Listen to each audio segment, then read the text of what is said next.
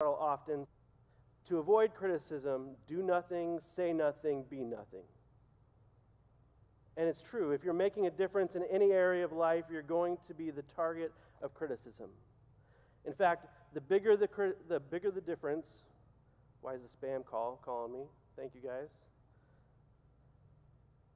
The bigger the difference you're making, the bigger the criticism. I say that again. The bigger the difference you're making, the bigger the criticism you will receive.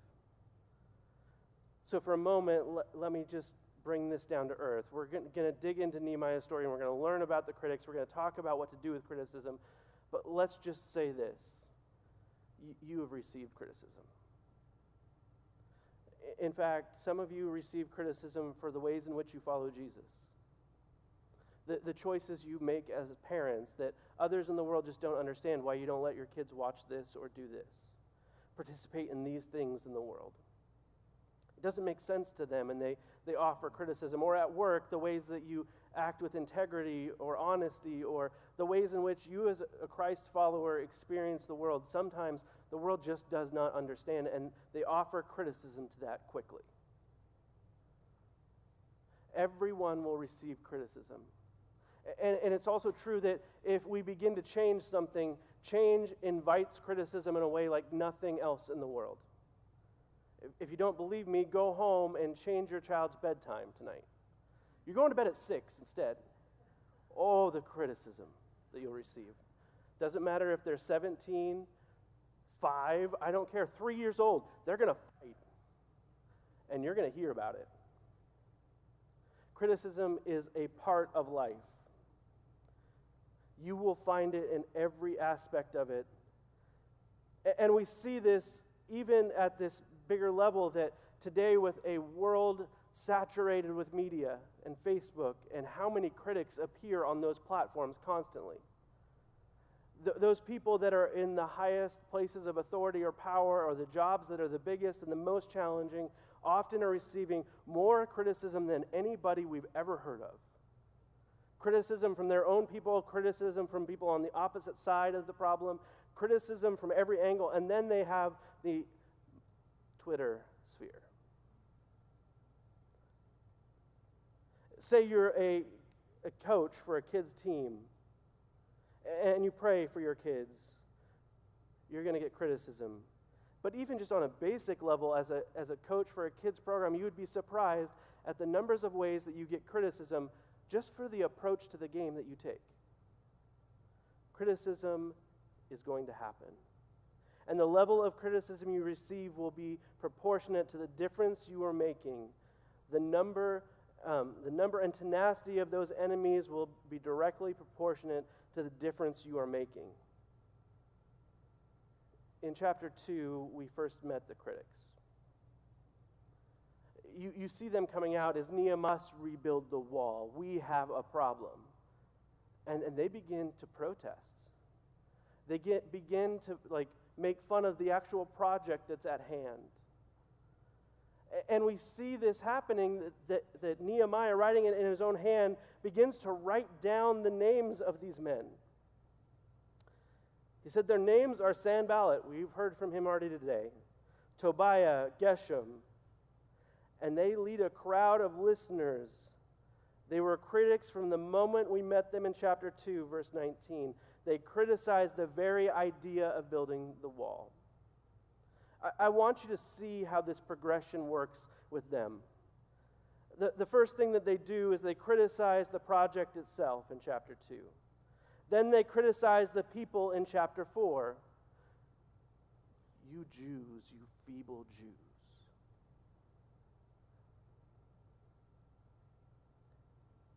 And when that didn't work, by chapter 6, they are criticizing, slandering, and even plotting the murder of the leader, of Nehemiah himself. It gets serious, very serious. In chapter 6, they are plotting against him and saying, "Come out to the desert and we will leave you there. We will bury you there."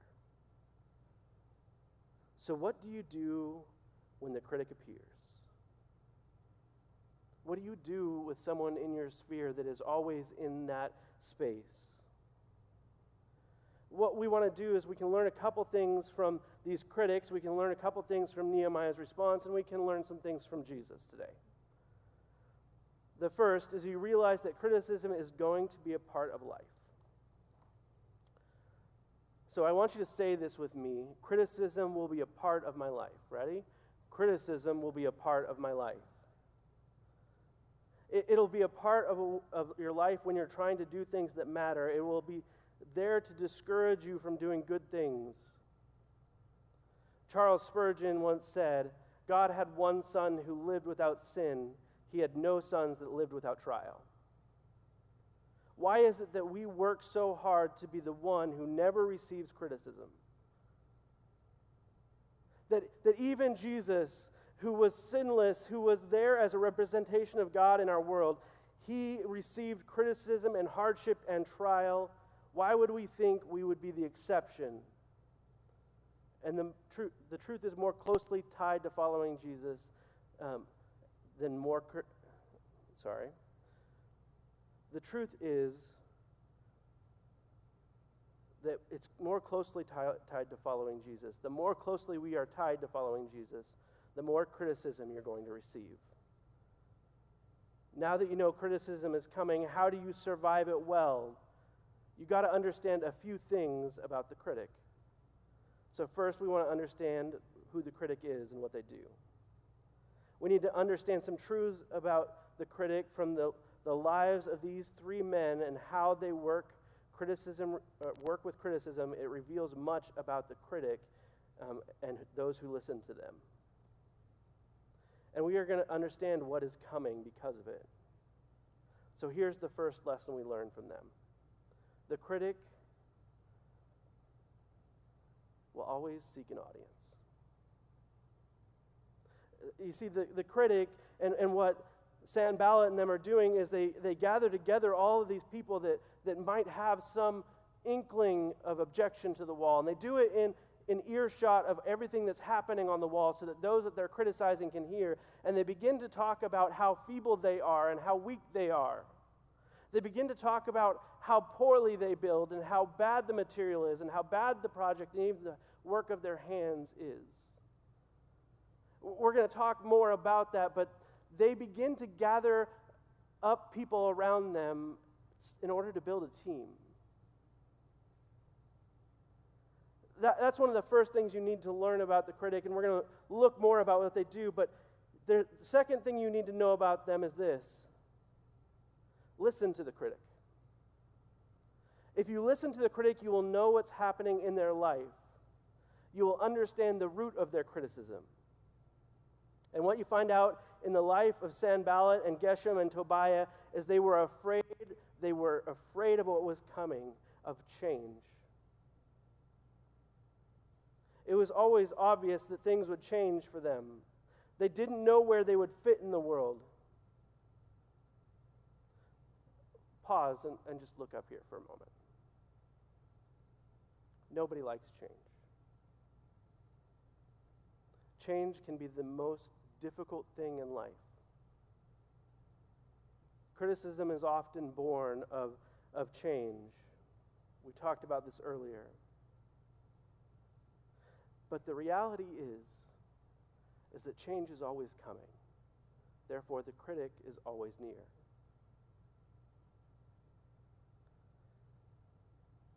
The big question, and the thing that I have been wrestling with for years, and I'm sure I will wrestle with my whole life, is I'm beginning to recognize that a lot of the problem with criticism comes from the second part of the statement.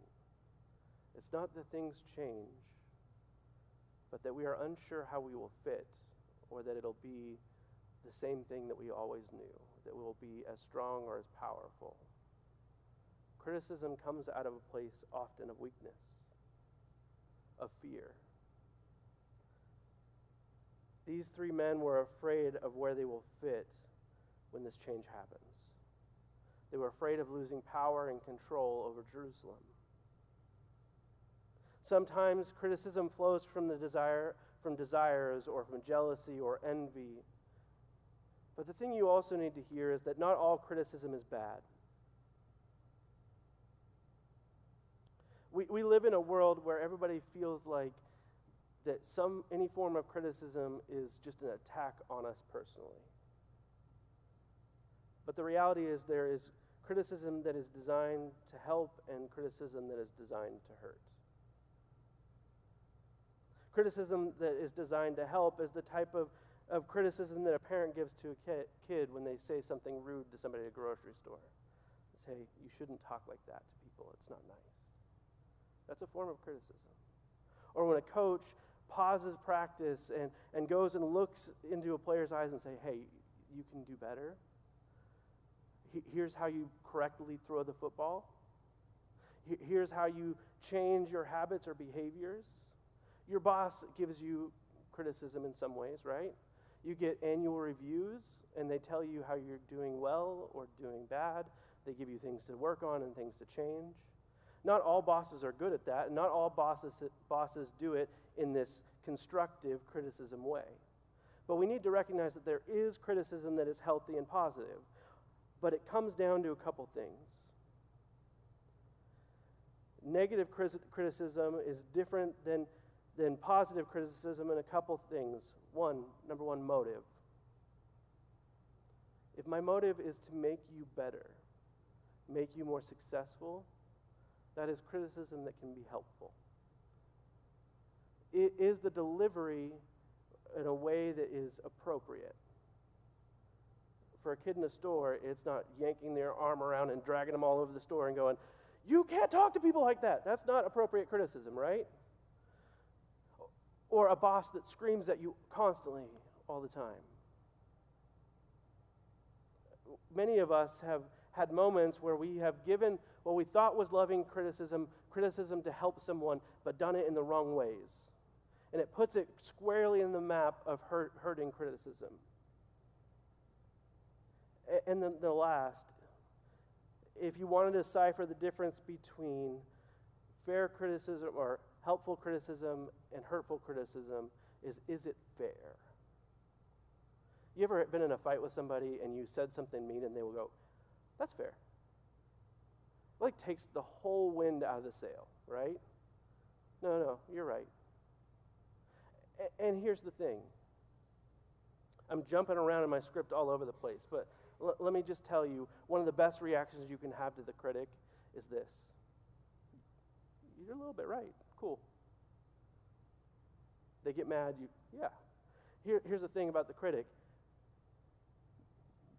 They don't know that you are worse. This is confusing, right? You are worse than they think you are. I am worse than any of you think I am. And that's okay, because y'all are worse than I think you are. We're all sinners. We're all broken in some ways. But here's the beautiful piece. The one that knows how broken you are, that knows how bad you are, loves you all the same. And doesn't offer criticism, but offers hope and restoration. So if we can live in that space, that criticism, that negative space where it just hurts and hurts and hurts, it becomes smaller. Because the person that knows me the best, the God of the universe that created me, knows how messed up I am, and he loves me.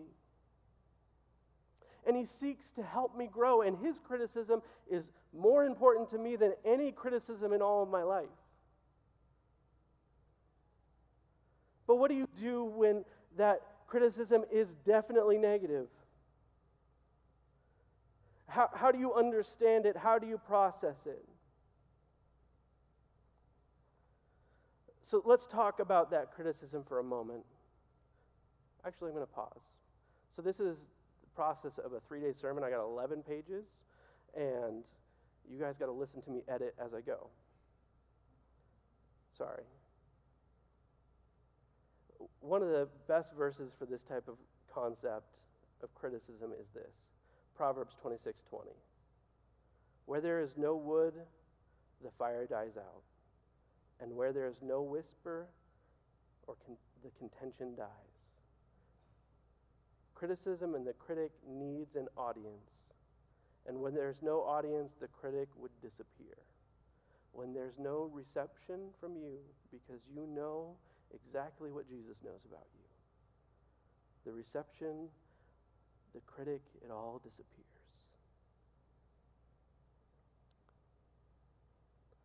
And so here's Sanballat and Tobiah. And they're whipping up the crowd. They get this crowd gathered. All they're doing is asking questions. And the next thing you know, this crowd is ready to go to war.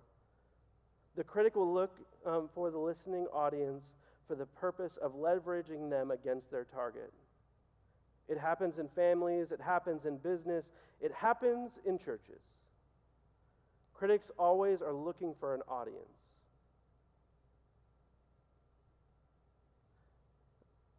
I have been a part of several churches as a pastor.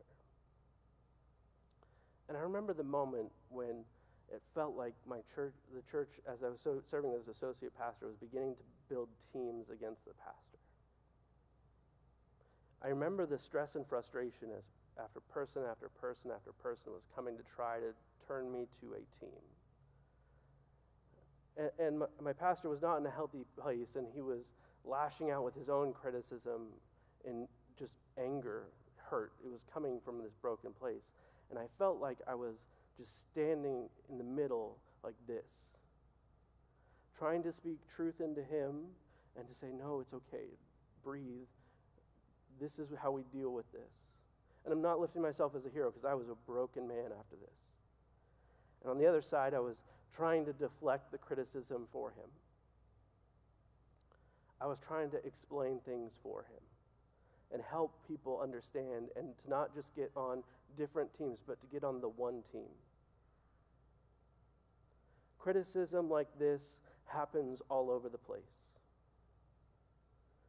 The purpose of hurtful criticism, well, that criticism comes down to a couple things. It's designed to hurt, but its major purpose is to get someone to stop.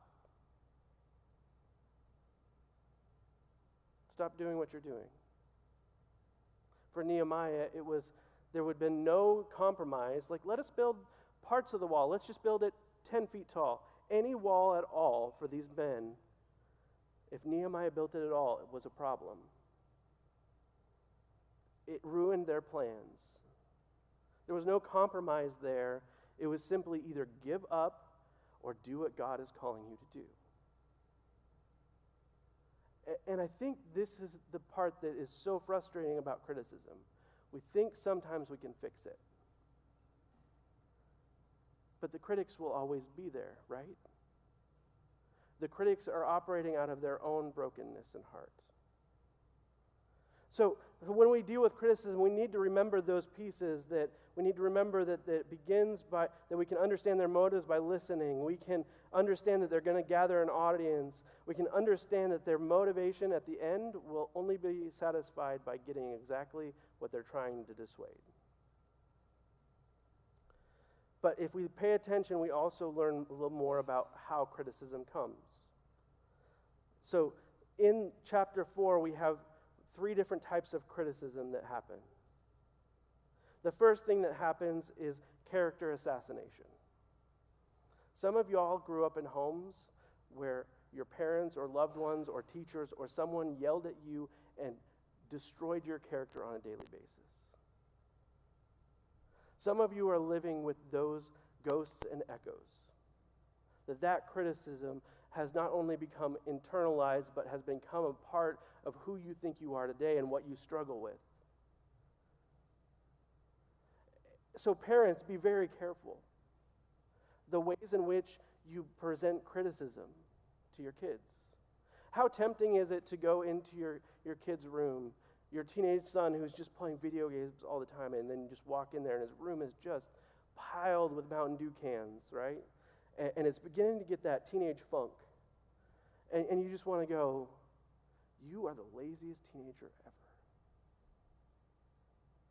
And you may not know this, but this soaks into them.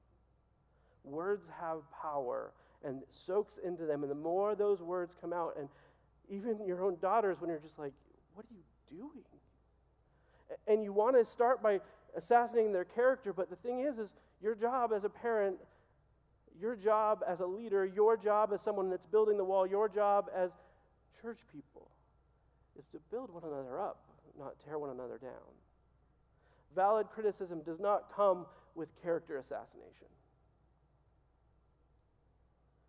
Some of you may live in marriages that are like that, where criticism is the bread and butter of your communication, and you internalize it. The second thing they do, after calling them these feeble Jews and begin to attacking their character, they begin to attack their motives. They begin to attack what they're going to do and why they're doing it, and they don't want to pay taxes to the king, and what are you going to do? Begin to have sacrifices. They begin to attack all of those motives. Why are you doing this? And even their ability to do it. And then they attack the work, and this is the one that hurts the most sometimes. You may not think it does, but it does. Look at that wall that you spent months building. The thing is 16 feet wide. If a fox crawls across the top of that thing, it's toast. What are you going to do? And they even begin to lie about the materials. They go, what are you going to do with those burned, broken rocks? They're not going to hold up. Now, if we're paying attention throughout the book of Nehemiah, the gates were burned and the walls were knocked down.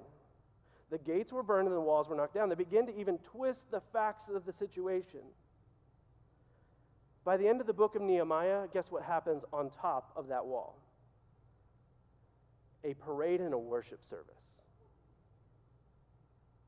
The type of thing that knocked down the walls of Jericho is going to happen on that wall, and you're claiming that a fox is going to knock this thing down? I'm sorry. But that's just not accurate. It's not fair.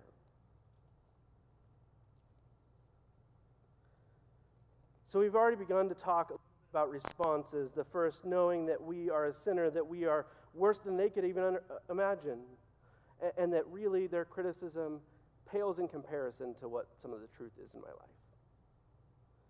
But the other part of that is that we know of God and Savior who knows us and loves us. The next thing we want to do is we want to pay attention to Nehemiah for a minute. He begins to pray this hateful-sounding, violent prayer. Honestly, some people struggle with Christianity because of kind of pieces like this. I want them to be killed, beaten. I want their kids to be taken off into exile, be abducted. And I don't want you to forgive any of their sins or blot out their transgressions. Basically this. I want them to hurt bad. I want their families to be miserable. I want you to take away everything they know, and then when it comes, I want you to make them spend eternity in hell, in brokenness. And we attach our emotions onto this and go like, well, that's violent, Nehemiah. But if we're honest, how many of us have wanted to say a prayer like that to the criticism that comes at us? To the broken things that come at us, like, God, just punish them. Bend their knee. Break them. It's not very Christ-like, I'm honest here. But we also are missing a piece of context. Nehemiah's words here are God's own words throughout Scripture. What do I mean? Go all the way back to Genesis. Genesis chapter 11, where this guy named Abram begins to follow Jesus begins to follow God and finds his way into this relationship. And the promise is, I will bless those who bless you and I will curse those who curse you. And so he's just doing what he's been told throughout the Old Testament. God, these men are opposed to your kingdom and your work. Curse them as you've promised. It may not have been as emotionally driven or violent of a prayer as we think it is, but he prays nonetheless. To get a different perspective, how should you pray? Because Nehemiah's prayer is probably not the right prayer for you when facing critics. Matthew chapter 5 verse 44, Jesus begins to say this: bless those, pray for those, love those who persecute you. It talks about loving your enemy. It talks about being this type of reality where even grace comes out of the kingdom of heaven and into those that oppose it. This is how we pray. And because we are called to be more like Jesus, it's also the prayer that he prays on the cross. Forgive them, for they know not what they do. That's probably the more appropriate prayer, though I sometimes really want to say Nehemiah's prayer.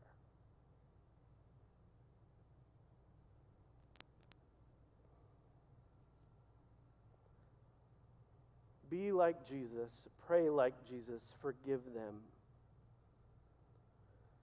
As we come down to maybe my final 2 points, these are based on some of Nehemiah's reaction, but also reaching a little bit into our world. You have the capacity in your life for a certain amount of energy. I mean, you take calories in, you put calories out. You have just so much bandwidth in your life. Fair? There are seasons when it is stretched to the max, and you are just tired, broken. But you have so much energy. But you have a choice of what you do with that energy. When criticism comes, or even when historical criticism that has defined you your whole life because people have heaped it over you comes, you have a choice to fight or to use that energy in other ways. So let me tell you what I mean. Many of us are spending more of our time fighting the enemies than building the kingdom, than building something that lasts. And in a way, when we fight in that way, what happens? The critic wins. Because if the task is to build the wall, and Nehemiah begins to engage as we are just going to wipe them off the planet. We're going to get rid of them. You have to pay attention a little bit here because Nehemiah has carte blanche from King Artaxerxes. What do you need? He could have sent a pigeon, because they didn't have phones back then, with a note, send 20,000 men, we are in distress. He's not interested in the fight. He sets up a guard, and they keep building. His response is to not fuel that criticism with a fight. But some of us have been fighting so long and are so tired of the fight that we've exhausted the energy pool, the bandwidth we have. And if we're not careful, if we spend our lives fighting the critic, what's going to happen is we are not going to accomplish the things God is calling us to. We are not going to build that wall. Your family will continue to struggle. You won't build the types of things into their lives, or build your career in the ways you want to, or build the church in the ways that you desire and dream to, and God is calling you to, because churches are the worst. Not this church, but church globally is across the board fighting about everything. They have divided themselves into teams. And it's not just one side criticizing the other, it is criticism en masse, going back and forth. And it cripples any chance that something will be built that is worthy. So say it with me. Our goal is to build the kingdom. Our goal is to see the world change according to Jesus. That's it. I know that in points in my life where I have chosen to fight, my family suffers. I know that in pieces of my life where I've chosen to listen to the critics and let them in, to get to the point of discouragement, I suffer, the work suffers, everything suffers. Dealing with critics well is a very important tool because all of us will experience criticism. So be like Nehemiah. Don't pray like Nehemiah for this instance, But be like Nehemiah, who appropriately addresses the criticism in front of him with as little as he needs to, and then goes back to work. Because this brings me to my last point that Nehemiah doesn't do, but I'm afraid we all do. We have let a cold become a cancer. Meaning this, in your life, many of us have let the small criticisms, the little things, the comments, the phrases, even the big criticisms become so big and echo in our mind and live rent-free so long that they begin to eat at our very abilities. They begin to change the way we think about ourselves and our confidence. They begin to eat at the calling of God. And I'm worried that many of us have let a cold become a cancer. Church hurt becomes for a lot of people this massive cancer in their life. Someone misguided critic in a church said something to someone, told them that they shouldn't wear that type of clothing, or in the case of my little brother, he's a fantastic drummer, loves to drum barefoot. He got taken to task for drumming barefoot on Sunday morning. And for years, it became a cancer. It became a cancer because he was like, if this little thing defines my value in the church, because they said all sorts of things that attacked his character. They said all sorts of things that attacked his motive. They said all sorts of things that attacked even the job he was doing. And he's a fantastic drummer. And it was really hard to get him to walk through the doors of the church for a long time.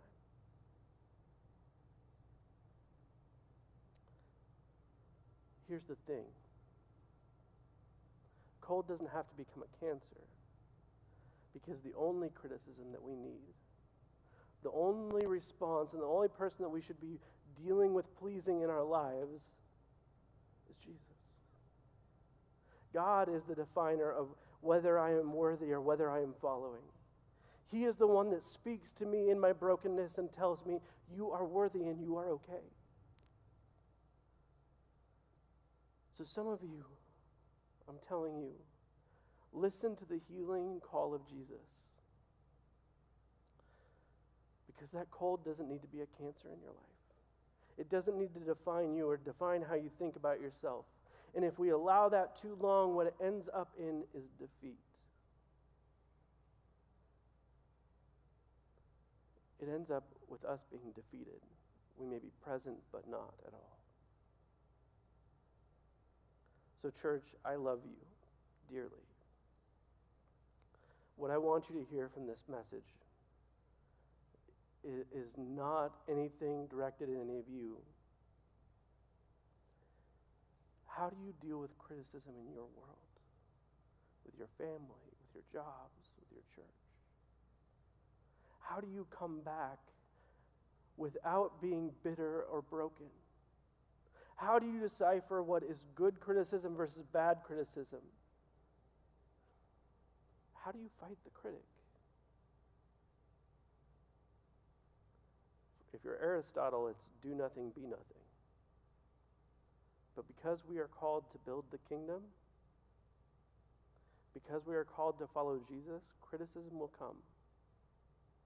And you need to be prepared for it. You need to be able to heal from it. You need to be able to say to the critic, good thing you don't know the worst things about me, but I know someone who does. My hope is, and why this message I felt was so weighty, my hope is that wherever you are in this spectrum, whether you're facing criticism today or you're living with the echoes and the past of it, that you might find healing, that you might find that you're able to re-engage that energy and choose where it grows rather than fighting off cancer or fighting off the critic themselves. because we have a job to do. You have a job to do as spouses, as parents, as followers of Jesus. Let us pray.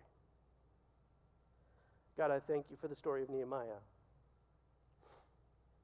I thank you that in the midst of difficult seasons, we see Nehemiah standing up to the critic, but not losing sight of the mission. I pray that you would shape us, God. Shape us not to be a people who choose teams or gather audiences. Shape us to be people who don't let others define us and allow you to define us, God. God, I pray for those that are hurting, that might find that there's a cancer that's grown out of a cold. I pray for those that are spending all of their energy fighting that criticism.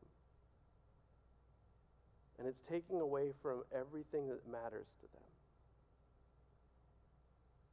And God, I pray for the critic. Not that you'd humble them, bring them low, or take their kids into exile. But they might know the love of Jesus the way that you and I do.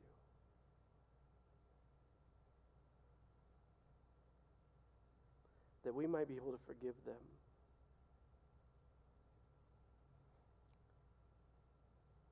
And we might be able to live into the calling that you have for us. God, we give you all of this, our hurts, our pains, the whole thing, God. Now I pray, amen. Would you stand with me?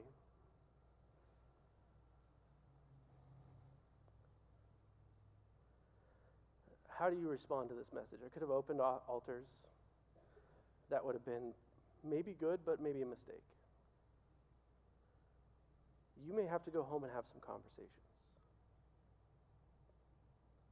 Conversations about where that criticism came from. What has become cancer in your life. Conversations about how you're using your energy, or why that thing just seems to eat you. Live rent-free all the time.